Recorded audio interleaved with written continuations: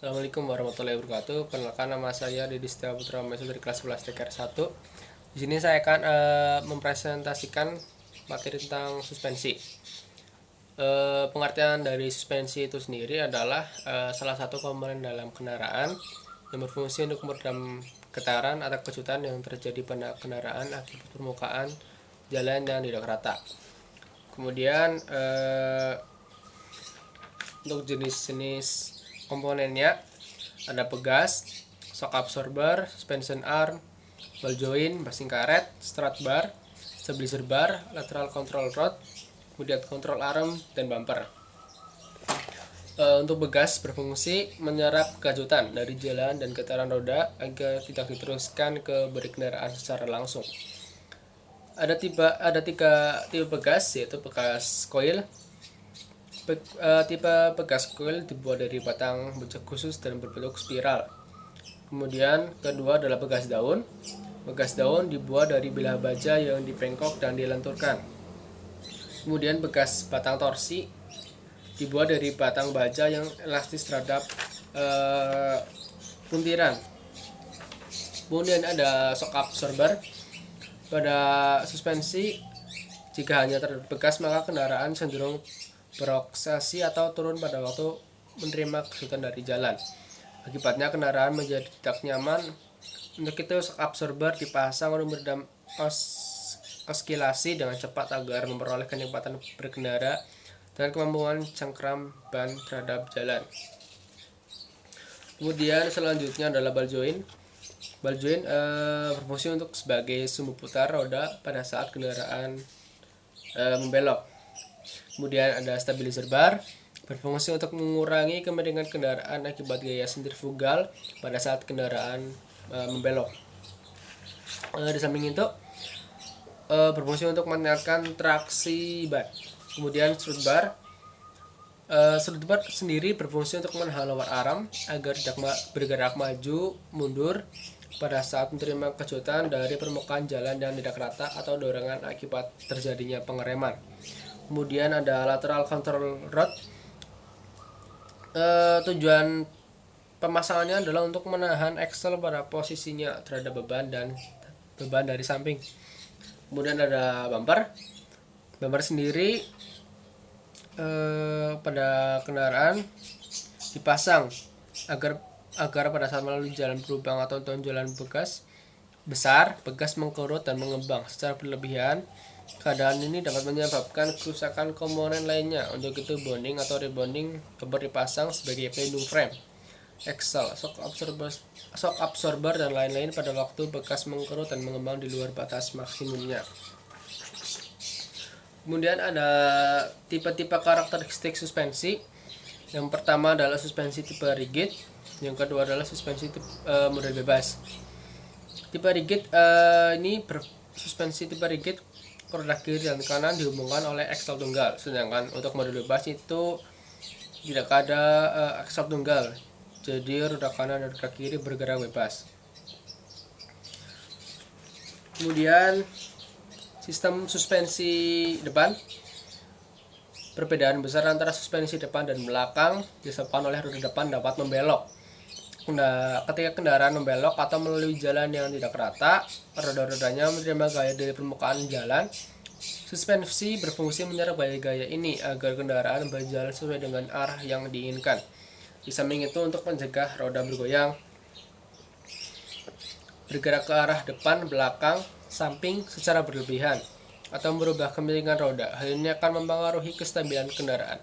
Karena faktor inilah, suspensi model bebas sering digunakan pada roda depan. Sebagai contoh, suspensi model bebas adalah tipe McPherson strut dan tipe double wishbone. Untuk yang pertama, tipe McPherson strut. Tipe ini digunakan pada mobil-mobil ukuran kecil ataupun ukuran medium.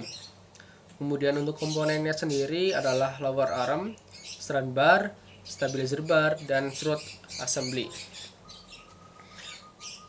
Untuk lower arm dipasang pada suspensi member melalui basing karet dan dapat bergerak naik turun. Ujung lainnya dipasang ke string knuckle arm melalui ball joint. Kemudian strut bar berfungsi menahan gaya yang bekerja pada roda pada arah depan dan belakang. Salah satu ujung strut bar dipasang pada lower arm dan ujung yang lainnya diikat pada cross member melalui bracket dan karet pantalan. Kemudian stabilizer bar berfungsi mengurangi kemiringan kendaraan ketika membelok dan menambah kemampuan cekram roda terhadap jalan agar kendaraan lebih stabil. Kemudian bekas koil dipasang pada rakitan strut dan shock absorber ditempatkan dalam rakitan strut. Kemudian ada beberapa bentuk lower arm yang digunakan untuk menopang bodi dan roda kendaraan. Di antaranya adalah lower arm berbentuk L. Bentuk ini dapat digunakan pada kendaraan yang mesin di depan dan penggeraknya itu roda depan. Kemudian selanjutnya yang kedua, tipe double wishbone dengan pegas coil. Suspensi model ini banyak digunakan pada roda depan mobil penumpang dan truk kecil. Kemudian untuk konstruksinya, roda dipasang pada bodi melalui dua lengan suspensi, upper dan lower arm. Kemudian shock absorber dan bekas coil dipasang di antara kedua arm tersebut di atas starting knuckle dan frame. Salah satu ujung arm dipasang pada bodi atau frame melalui basing dan ujung lainnya. Pada steering knuckle melalui ball joint, bagian atas shock absorber diikat pada bodi atau frame dan bagian bawahnya ke lower arm, bekas coil terletak di antara lower arm dan bodi ataupun frame. Kemudian ada tipe double wishbone dengan batang torsi. Tipe ini banyak digunakan pada truk kecil yang menggunakan suspensi dengan pegas coil. Kemudian ada tipe pegas daun paralel. Suspensi tipe ini digunakan pada roda depan pada kendaraan truk, bus, dan lain-lain. Kemudian ada sistem suspensi belakang. Pada sistem suspensi belakang menerima berat yang berlebihan dari penumpang dan barang. Keadaan ini menimbulkan kerusakan dalam menentukan kekerasan pegasnya.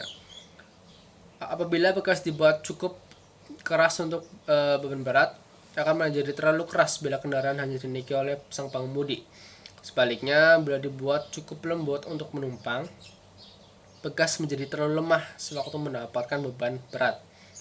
Demikian pula keadaannya dengan shock absorber. Keadaan ini dapat diatasi dengan menggunakan pegas daun atau tipe pegas lain yang mampu mempunyai konstan yang variabel, shock absorber yang diisi gas, dan lain-lain. Kemudian tipe pegas daun paralel. Suspensi rigid axle ini banyak digunakan pada suspensi belakang kendaraan komersial. Tipe axle yang biasa digunakan untuk suspensi dengan pegas daun paralel disebut live axle. Itu satu unit yang terdiri dari diferensial, axle shaft, dan wheel hub. Kemudian untuk konstruksinya, pada umumnya ujung depan dari setiap pegas daun diikat ke bracket pegas pada struktural member atau frame melalui basing karet dengan hanger pin. Ujung belakang pegas diikat ke bracket pegas pada struktural member atau frame melalui basing karet dengan shackle seperti gambar di bawah ini. Pada saat bekas berdeflekasi dikarenakan perubahan beban, bekas menjadi panjang dan shackle dapat mengimbangi perubahan tersebut. Basing karet mempunyai dua fungsi, yaitu menyerap getaran agar getaran tersebut tak teruskan ke bodi. Di samping itu agar mata pegas dapat bergerak maju mundur ketika pegas daun melengkung. Kemudian tipe forling. Di antara suspensi rigid, tipe inilah yang menghasilkan kenikmatan berkendaraan yang lebih baik. Untuk konstruksinya itu sendiri memikul dua lower arm control, dua upper control arm, serta satu lateral control rod. Sedangkan untuk menopang beban dan menyerap kejutan hanya digunakan pegas. Kemudian untuk tipe semi trailing arm, ini adalah tipe suspensi independen yang dirancang untuk membangkitkan kekuatan dengan memperhatikan beban dari samping dan memperkecil perubahan alignment yang terjadi pada saat roda bergerak ke atas dan ke bawah. Untuk konstruksinya itu sendiri terletak di depan depan roda dan arm dipasang dengan basing pada suspensi member sehingga aksel membentuk sudut terhadap garis tengah kendaraan. Kemudian tipe double wishbone. Tipe suspensi ini digunakan pada roda belakang kendaraan penumpang yang bergerak pada roda belakang. Untuk konstruksinya itu sendiri, masing-masing roda ditopang oleh 3 suspension arm, yaitu 1 upper dan 2 lower suspension arm yang diposisikan hampir tegak lurus dengan garis tengah kendaraan, dan sebuah strut rod yang sejajar dengan garis tengah kendaraan. Salah satu di ujung upper suspension arm dipasang pada suspensi member melalui basing dan ujung yang lainnya pada aksel karir melalui ball joint. Kemudian ada tipe strut dual link. Tipe ini digunakan pada roda belakang kendaraan yang mesinnya di depan dan penggerak roda depan. Suspensi ini termasuk salah satu tipe suspensi strut. Untuk konstruksinya itu sendiri, roda-roda ditopang oleh 2 suspensi arm dan strut rod. Suspensi arm terletak hampir tegak lurus dengan garis tengah kendaraan, sedangkan strut rod sejajar dengan garis tengah kendaraan. Beban dari depan, belakang, sisi, dan vertikal ditahan oleh komponen yang berbeda.